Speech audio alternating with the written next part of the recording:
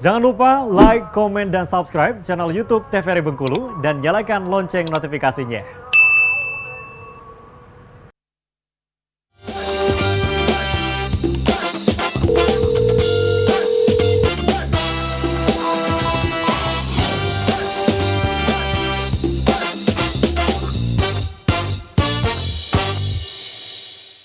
Halo, selamat pagi pemirsa. Bagaimana kabarnya hari ini? Semoga selalu sehat dan tetap bersemangat.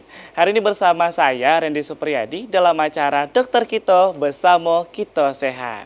Pemirsa di rumah, hari ini kita akan berbagi tips seputar kesehatan tentunya mengenai stroke. Kita sudah kehadiran dua narasumber kita yang akan berbagi informasi ini. Sebelum itu untuk pemirsa di rumah yang mau konsultasi bisa langsung di laman Instagram kita di Instagram @tvrbengkulu. Ingat di postingan terbaru kita di @tvrbengkulu postingan Dokter Kita. Hari ini sudah ada dua narasumber kita yang berbagi informasi kesehatan mengenai stroke ini, Dok ya. Yang pertama sudah ada Dr. Junia Aryani. Halo dokter. Halo, selamat Sehat, pagi. Dok, ya? Iya. Sehat, alhamdulillah. Tetap semangat Dok ya tentunya, Dok ya. Semangat, udah hampir setengah puasa ya. Hampir setengah. Dan selanjutnya sudah ada Dr. Wenti Arbayeni. Ya, pagi. Bagaimana kabarnya, Dok? Alhamdulillah sehat. Sehat, Dok ya. Masih semangat, Dok ya, di pertengahan puasa ini, Dok ya. Hari ini kita akan membahas mengenai penyakit stroke. Nah, ini kalau kita berbicara secara ilmiah, Dok ya. Sebenarnya penyakit stroke ini apa, Dok? Mungkin Dr. Wenti ini. Ya, jadi intinya sebenarnya penyakit stroke itu tabungan sebenarnya, tabungan dari penyakit-penyakit kronis biasanya. Nah, penyebabnya ada dua biasanya, yaitu sumbatan atau pecahnya pembuluh darah. Nah, perlu diketahui ya, stroke ini penyakitnya berbahaya ya. Tingkatannya nomor 2 untuk menyebabkan kematian. Oh, jadi sangat bahaya, Dok ya. Ya. Lalu kita berbicara secara usia nih, Dr. Junia. Apakah anak-anak atau remaja itu udah bisa kena stroke atau hanya lansia aja nih, Dok? Oke, kalau untuk usia mungkin prevalensinya paling banyak itu di usia yang sudah mulai berumur ya, karena itu seperti kata Dr. Wenti tadi akumulasi dari berbagai penyakit akhirnya menyebabkan satu penyakit yang namanya stroke. Tapi apakah tidak yang usia muda misalnya 20-an, 30-an mungkin mengalami stroke? Mungkin saja. Kalau memang akumulasi penyakitnya atau faktor resikonya ada pada orang tersebut. Tapi kalau pada anak-anak sampai saat ini belum pernah saya temukan. Mungkin kalau Dr. Wenti bagaimana, Dok? Jarang sih, biasanya pada kelainan anatomis menyebabkan stroke. Karena biasanya pecahnya pembuluh darah seperti itu. Jadi kalau tidak ada penyebab yang berat tadi, Dok ya, Iya. itu tidak terkena stroke tadi ya. Karena memang ini akumulasi dari berbagai macam penyakit sebelumnya ini. Ya, lazimnya seperti itu. Tapi kan ada beberapa yang mempunyai kelainan anatomis ya. Betul. Kalau untuk anak-anak biasanya seperti itu. Mungkin seperti pembuluh darahnya terlalu tipis. Nah, itu kan kelainan anatomis ya, bisa menyebabkan pecah pembuluh darah, menyebabkan stroke. Nah, ini agar lebih lengkap, Dok ya, kita akan bahas di salin dia kita. Mungkin Dr. Junia dulu, boleh, Oke, Dokter? boleh. Kita Lebih mulai. jelas, Dok ya. Iya, kita mulai materi hari ini. Stroke ya. Oke, bahasa awamnya dan kedokteran medisnya sama nih. Kita bilangnya sama-sama stroke. Oke. Nah, di stroke ini sendiri nanti akan ada banyak jenis, banyak pembagian, banyak penyebab.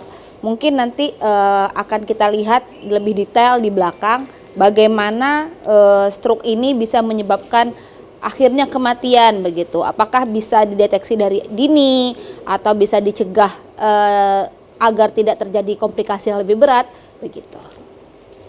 Oke, next. Next slide itu ya. Ya. Oke, kita tunggu sebentar untuk stroke. Nah, stroke itu sendiri definisinya itu apa? Jadi di otak kita ada banyak sekali pembuluh darah. Nah, fungsinya pembuluh darah itu mengaliri darah sampai ke bagian otak tertentu untuk mensuplai kebutuhan otak tersebut agar dia bisa bekerja, berjalan begitu ya. Nah, bagaimana jika aliran tersebut tersumbat atau pecah? Otomatis ada aliran yang tidak sampai ke suatu tujuan di bagian otak tersebut. Akhirnya apa? Otak itu kekurangan bahan bakar, kekurangan suplai, kekurangan oksigen. Akhirnya tidak bisa bekerja dengan maksimal. Nah, bagian otak tertentu itu mengatur fungsi tubuh tertentu. Misal pergerakan atau fungsi sensorik maupun motorik ya.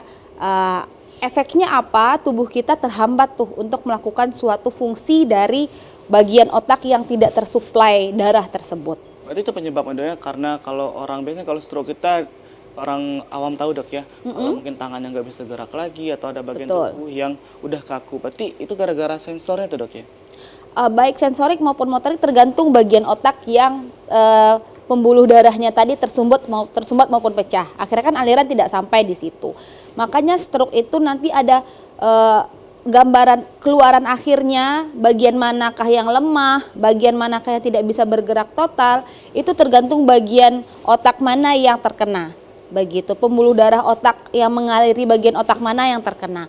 Kemudian nanti bisa jadi dia ada stroke-nya itu yang parsial atau setengah, yang gejalanya mungkin masih lemah saja atau mungkin tidak bisa digerakkan sama sekali. Itu nanti dipengaruhi juga oleh sumbatannya tersebut. Begitu. Jadi intinya baik sumbatan maupun pecah pembuluh darah itu akhirnya akan mengurangi suplai darah ke bagian otak tersebut. Begitu. Nah, yang paling parah nanti biasanya itu kalau udah pecah pembuluh darahnya, biasanya outputnya itu perburukannya akan lebih cepat dibandingkan dengan sumbatan. Begitu. Oke, kita tunggu slide-nya. Nah, untuk kita bahas nih, sambil menunggu slide kita bahas kejadiannya apakah banyak di Bengkulu begitu ya dok ya. Itu lumayan banyak, mungkin faktor gaya hidup, faktor-faktor resiko seperti darah tinggi, kemudian kolesterol, gaya hidup yang makan makanan kita yang khas Sumatera ya, yang cenderung berlemak, berminyak dan bersantan, itu sedikit banyak mempengaruhi angka kejadian stroke. Nanti biasanya dia bersandingan tuh dengan penyakit jantung koroner karena sama-sama penyebabnya bisa jadi sumbatan begitu ya. Nah, sumbatannya itu nanti apa? Ada banyak jenis sumbatannya. Bisa sumbatannya itu berupa bekuan darah atau sumbatan lemak begitu ya. Nah, kita lihat ini. Nah, ini stroke, ini bagian otak ya, ada banyak sekali bagian otak yang mengatur fungsi-fungsi tertentu. Kadang ada bagian otak yang saling bekerja sama, koordinasi untuk mengerjakan suatu fungsi tertentu. Jadi terganggunya pasokan darah ke suatu bagian otak yang dapat merusak atau mematikan. Nah, kalau dia rusak gimana? Dia rusak, tidak tersuplai darah, akhirnya mati itu nanti jaringan otaknya karena tidak ada suplai darah untuk oksigenasi otak tersebut begitu. Oke, kita lihat sering disebut brain attack atau serangan otak. Terjadi akibat suplai oksigen dan nutrien ke otak terganggu karena pembuluh darah tersebut pecah atau tersumbat seperti yang dijelaskan tadi ya. Setelah itu gejalanya apa nih? Tergantung lokasi pembuluh darah seperti sudah dijelaskan tadi. Nah, lokasinya di mana itu nanti banyak. Makanya nanti ada diagnosis, misal stroke bagian otak yang mana, begitu nanti pengaruhnya yang mana. Itu nanti lebih detailnya oleh dokter spesialis saraf ya. Oke. Nah, di dunia sendiri tiap 2 detik itu 1 orang menderita stroke kejadiannya. Sangat tinggi ya. Dan 16% populasi di dunia itu mengalami stroke dalam kehidupannya. Jadi 16%. Jadi ada banyak berapa juta manusia di dunia, 16%-nya itu pernah mengalami stroke, baik yang kita bilang masyarakat awam stroke ringan maupun stroke berat. Dimana stroke ringan itu sebenarnya kita bilang dia terkena stroke terus nanti dia bisa balik normal lagi begitu. Ada yang punya gejala sisa walaupun sudah diobati, stroke-nya sumbatannya sudah diperbaiki ataupun pecah pembuluh darahnya sudah diperbaiki tapi masih punya gejala sisa begitu. Tiap 4 detik 1 orang meninggal karena stroke. Berarti risikonya sangat tinggi dok ya? Betul. Risiko kematian gara-gara penyakit stroke ini. Betul. Itu sebenarnya kalau penyebab utamanya apa sih dok? Penyebab kematiannya. Iya. Kalau penyebab kematian itu biasanya ya karena misal nih pecah atau tersumbat di pembuluh darah bagian yang mengatur pernafasan, otomatis dia tidak bisa terganggu pernafasannya, bisa menyebabkan kematian. Atau fungsi tubuhnya setengah sudah rusak ya, biasanya ada komplikasi dengan penyakit lain. Bagaimana kalau sumbatannya itu akhirnya pecah, setelah itu dia beredar di seluruh tubuh terus sampai ke jantung, akhirnya serangan jantung. Makanya ini satu penyakit yang sebenarnya ada banyak faktor risiko dari penyakit lain, kumpulan atau akumulasi begitu ya. 90% kasus stroke itu dapat dicegah dengan tata laksana faktor risiko dengan baik. Jadi dicegahnya bagaimana? Sebelum kita terkena, kalau kita punya faktor resiko, misalnya riwayat orang tua atau punya penyakit diabetes, darah tinggi atau hipertensi ya, penyakit kolesterol, itu kita bisa cegah lebih awal karena orang dengan penderita penyakit tersebut resiko menderita stroke itu lebih tinggi dibandingkan orang-orang yang tanpa ada penyakit tersebut. Begitu. Walaupun tidak menutup kemungkinan misal ada kelainan anatomi dan aktivitas fisik yang berlebih ya, itu mempengaruhi juga kejadian stroke-nya. Berarti ini ada harapan buat sembuh dan bisa dicegah, Dok, ya. Asal Betul. kita laksanakan dengan baik. Kita akan Betul. bahas lebih tuntas, Dok, ya, untuk mengenai penyakit stroke ini. Untuk pemirsa di rumah, jangan kemana-mana, kita akan hadir lagi setelah jeda pariwara berikut ini. Tetaplah bersama kami di Dokter Kito.